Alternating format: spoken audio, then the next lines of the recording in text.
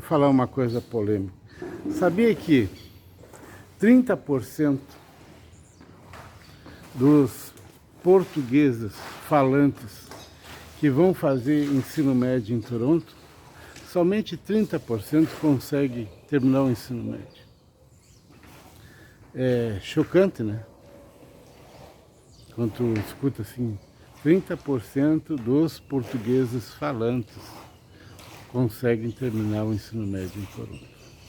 Eu não estou falando que de brasileiro, tem português, tem brasileiro, tem moçambicano, tem angolano, né? Tem Macau, né? Tem outros lugares lá, né? Tem um lugar na China, né? São gente que fala português, né? Mas por quê? Né? Por que isso? Então, com a minha experiência de vida, né? Eu chego à conclusão que tu mora no Canadá, né? Para que tu vai fazer ensino médio ou vai fazer curso superior? Se tu pode ir trabalhar na construção e ter um salário altíssimo. Então, muitas vezes o indivíduo está lá com 16, 17 anos, né? 16 anos, 15 anos já pode trabalhar. Às vezes ele tem parentes que trabalham na construção e vai trabalhar na construção, né? Por exemplo, drywall, quem põe aquele drywall trabalha o ano inteiro, né? Trabalho interno, né? Dentro das casas.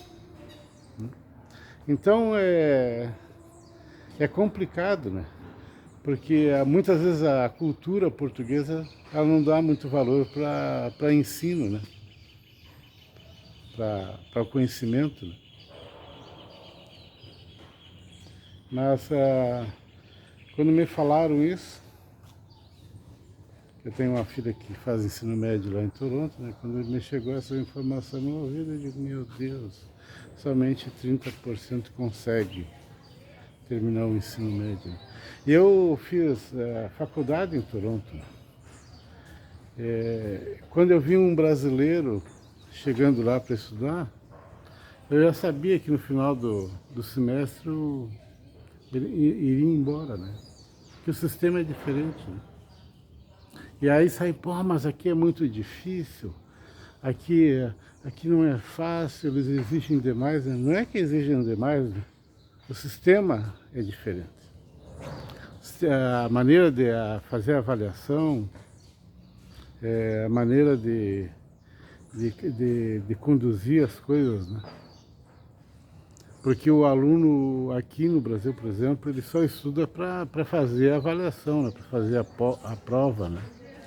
E aí o que acontece? Lá você tem que estudar antes de ir para a sala de aula. Você tem o cronograma, sabe o que o professor vai dar aula hoje, vai dar daquele assunto, você tem que estudar antes, depois estudar depois, né?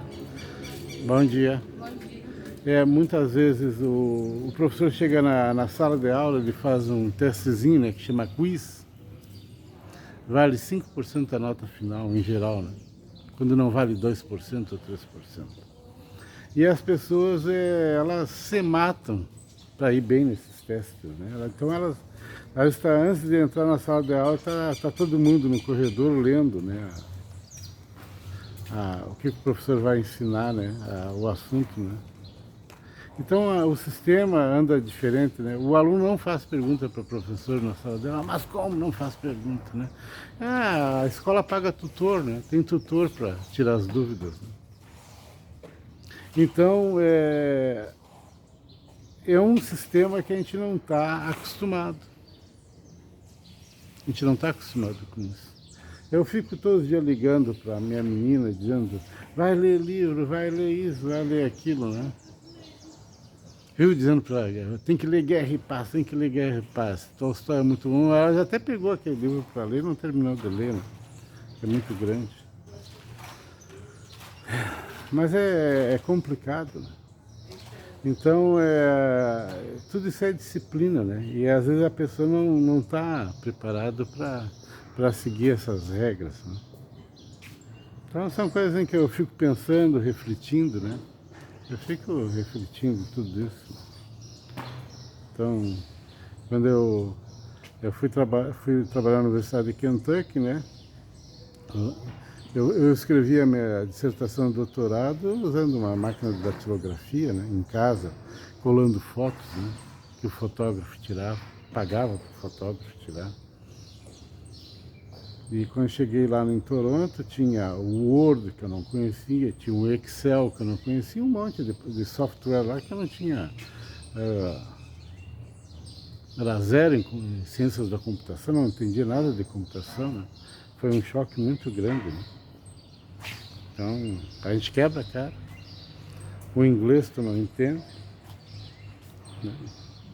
O pessoal por aí come, né? Vai conversar com o jamaicano, ele só diz a primeira e a segunda letra de uma palavra e você tem que imaginar o que o cara falou, né? É complicado, muito, muito complicado. E a gente está acostumado a uma outra maneira, né, de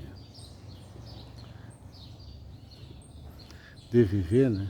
A gente não fica estudando, né? Não é fácil.